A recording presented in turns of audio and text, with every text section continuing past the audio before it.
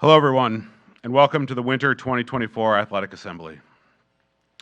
When I stand up here at this podium, I cannot help but feel like I am a sixth former giving my assembly.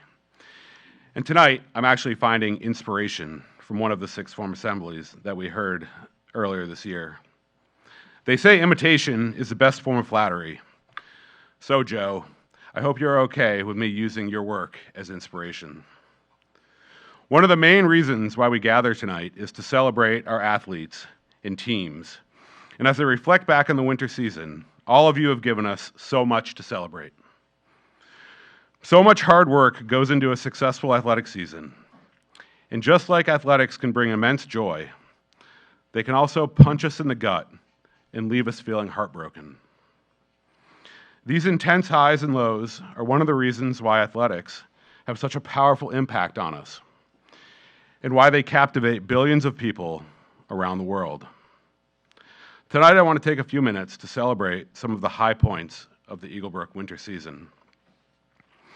One of the most special aspects of being an Eaglebrook athlete is the opportunity to participate in our historical rivalry with Cardigan Mountain School. And tonight, we celebrate varsity hockey, development hockey, thirds basketball, and JV2 basketball winning both of their tough games versus the Cougars, and the JV hockey team beating Cardigan for the first time in decades. We celebrate the swim team competing and winning against prep varsity teams at the Babcock Invitational. We celebrate the JV2 basketball team having an undefeated season for the first time in the history of that team. We celebrate the ski patrol team for keeping our ski hill safe. We celebrate our varsity squash team for taking down St. Paul's JV for the first time ever. We celebrate the ski team for competing against the top prep teams at the NEPSAC Class A championships. We celebrate the thirds hockey team for losing to Rumsey Hall JV 2 times at the beginning of the season and then beating them twice to end their season. We celebrate the recreational snow sports program for your constant positivity in the face of up and down conditions on the ski hill. We celebrate the third squash team for your desire to improve and the vast growth you made. We celebrate the JV squash team for taking down a strong Deerfield Academy third squad. We celebrate all of our wins and the euphoria that comes along with it. We celebrate our losses and the lessons we learn in defeat. We celebrate the athletic support staff that keep us fed, healthy, safe, looking good, and our facilities immaculate. We celebrate our fans that show up to cheer us on. We celebrate our coaches for their passion and commitment. And finally, and most importantly, we celebrate all of you for representing Eaglebrook to the highest level every time you put on that navy, red, and white jersey.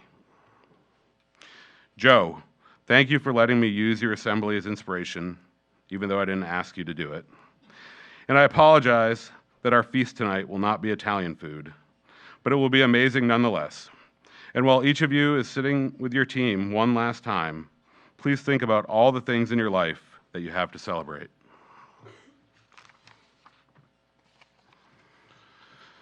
The main event of tonight's assembly will be a talk by Jordan Haney from the Eaglebrook class of 2013. It has become a tradition to have an alumnus speaker come back for our Winter Athletic Assembly who embodies being a true role model to all of you. Jordan definitely checks off this box and many more. I vividly remember thinking that when Jordan was a student, that he was destined for greatness and would be the kind of guy that would need to come back to campus someday to share his story with us. And we are very lucky to have him here tonight. Jordan attended Eaglebrook for 5th and 6th form, and there is so much that I could share about him, but instead, I will read his 6th form varsity hockey and advisor comments. This proves you never know when this stuff's going to come up again, faculty and students. All right, so here we go. So this is written by Coach Pullman, who was our varsity hockey coach before Coach Winslow. And this is what he had to say about Jordan at the end of his 6th form varsity hockey season.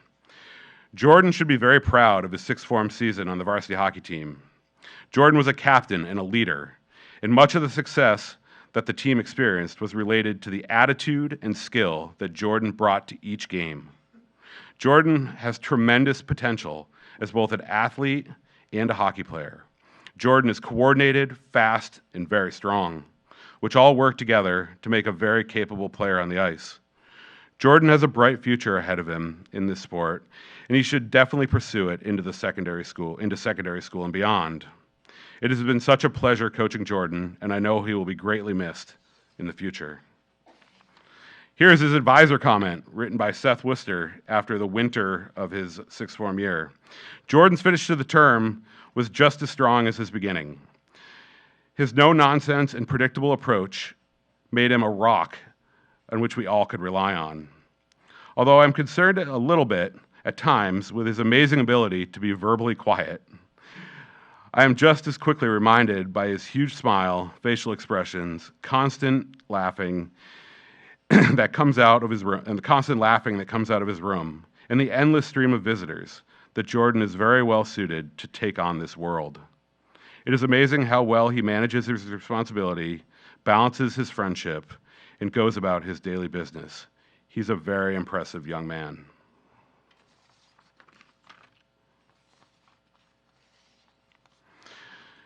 His coaches and advisors were spot on with their future predictions, and Jordan went on to attend Phillips Exeter, where he was a 3-year member of the varsity hockey team, student council, men's a cappella group, and part of the Afro-Latino Exonian Society. He then went to Tufts University, where he was a 4-year member of the men's hockey team and earned a bachelor's in economics and a minor in entrepreneurship.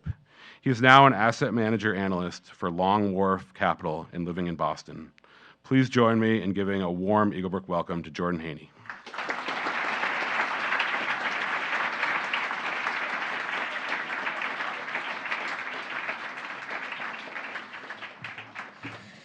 Feels weird being back up here again. It's nice though. I like it. How's everyone doing today? Good, good. I'm doing good as well. Thank you. Appreciate it. Never mind. Anyway, yeah, it feels so good to be back. I mean, so many great memories here. Walked around campus today, and it was just, the memories started flooding about my time here. Till this day, I still consider Eaglebrook the best 2 years of my life. Anyone who ever asked me, what was the best time in your life? It was definitely Eaglebrook. It just had such a profound impact on me. It was such a new experience. So I am from Charlotte, North Carolina. I grew up there with my father, mother, and a younger sister.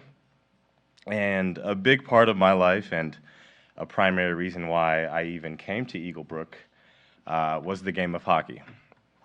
So, as you might expect, Charlotte, North Carolina, not the biggest hockey market out there, but I was able to start playing hockey there and progress.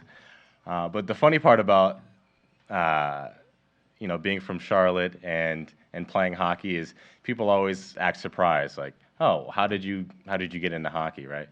And the story goes something like this. So my family used to drive to Florida from Charlotte in the summers for vacation, and during one of those trips, my father went into Walmart and grabbed a couple DVDs so we can watch some movies on the way down there. And little did he know that the movie that he picked would dictate the next, 10 plus years of his and my life. And could anyone guess what that movie is? Close, not that one, a little older. Yeah. There we go. Good. Mighty Ducks. I don't know if anyone who has seen it and who hasn't, but that was the reason that I played hockey, and that was the reason I even came to Eaglebrook. That was a big part of it, right? So, growing up in the South and playing hockey, I had the goal of eventually playing college hockey, and then maybe as a long shot, playing professionally. And so when I got around the age where, the development was really crucial, and, I needed to progress exponentially, I found out about prep school, and that's when I found out about Eaglebrook. And then in the fall of 2011 is when I started here and fell in love with the school. I loved everything about it, the campus, the sports. So I was a one-sport athlete. I don't know if any of you can relate to that, but when I came here, I ended up playing water polo and tennis, two sports that I had previously not played. So that was great exposure. I took classes like stained glass, pottery, and woodworking, and went on camping trips on the weekends, stuff that I never, ever was exposed to growing up. And all the while, I was doing it while living with my best friends, having great faculty members, and just loving life. And so I'd be lying if I said that there weren't any personal struggles or personal things that I was dealing with when I was here. And one of which was my worth. I was questioning my worth. And this was especially prevalent going into my sixth form year, because as you know, the sixth formers in this room know, the big thing is to position yourself as best you can to get into your school of choice. And, I saw that they tied so much of their worth to what schools they got into, right? And so naturally, becoming a sixth former, I kind of adopted that same mentality. However, what I want to say to you today is that I wish I did not do that.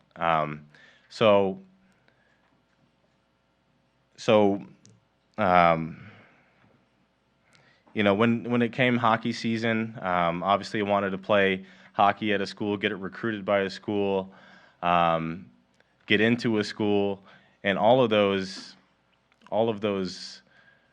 thoughts in my head started to get to me, right?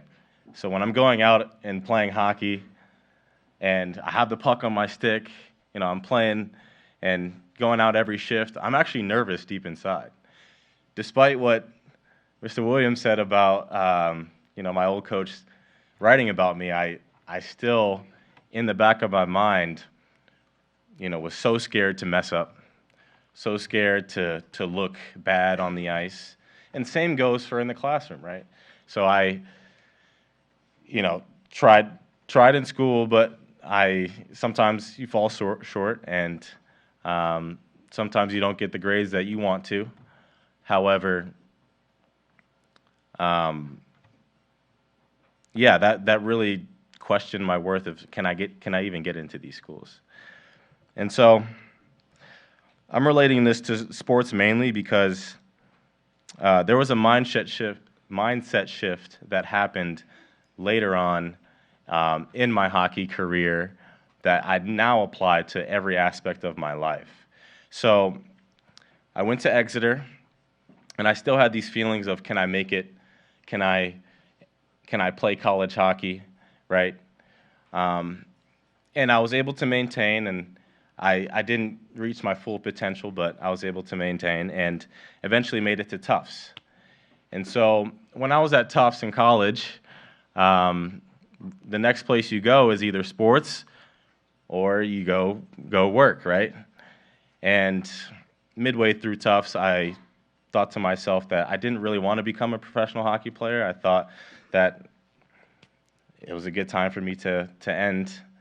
But a key thing for me was going into my senior year, I told myself that I would just play. Just go out there and play, right? And it sounds simple, right? It's like, yeah, okay, go and play the sport. But in my mind, it was different because I no longer cared about what mistakes I made on the ice, if I had a good game or a bad game or an okay game. I just went out there and played my hardest, played free.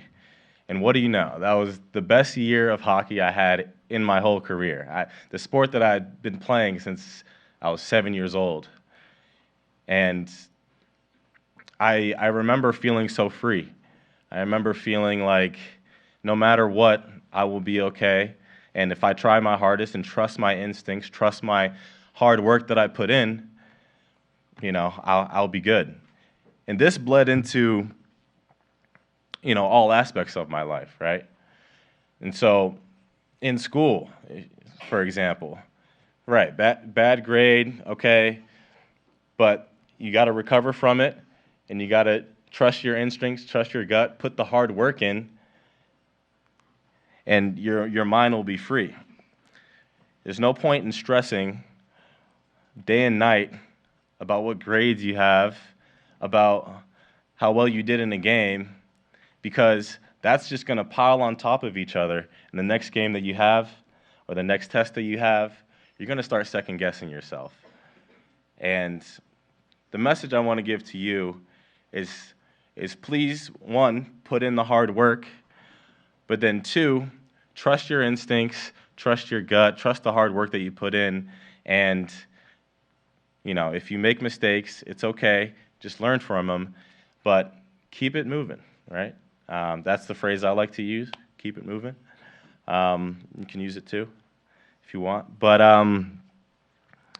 yeah, just take a deep breath whenever things are getting too hot and heavy, and just rely on what you know. And if you need to put in more hard work, that's what needs to be done. But what I want to leave you with is just, whatever nervousness or worries come about, just try and stay present and try and have fun, please. So, thank you.